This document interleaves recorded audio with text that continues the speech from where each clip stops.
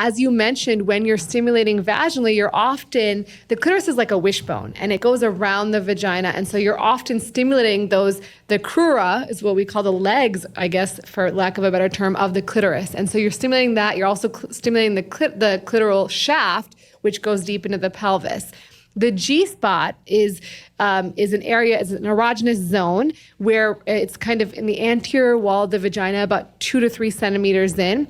That's the location of these periurethral glands called the Skene's glands.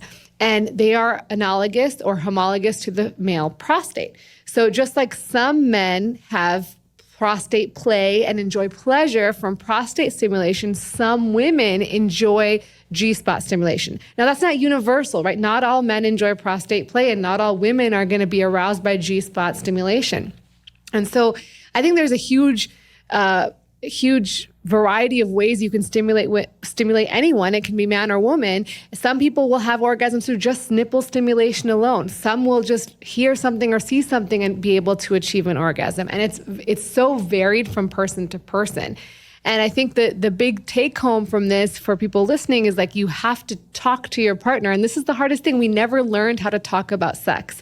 Like, what do you like? What do you not like? And don't take it personally, right? Like, I think a lot of times people feel like you have to orgasm to have pleasure, which may not be the case for everybody.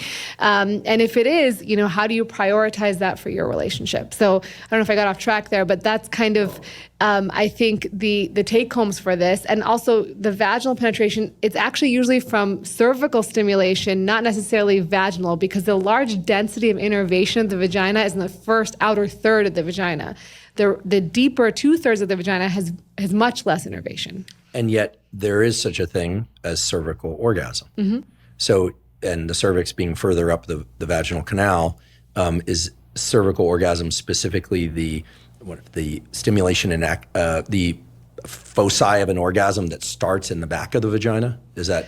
Yeah, so it's from stimulation of the cervix through whatever means, right? And that can be pleasurable and lead to orgasm. And again, orgasm, is defined differently, right? But the one thing we know is that there are pelvic floor contractions which are measurable. So you can kind of tell that your partner is having an orgasm if you have a female partner, because you can actually feel those contractions, right? Whether it's on your digit or your organ or a sex toy.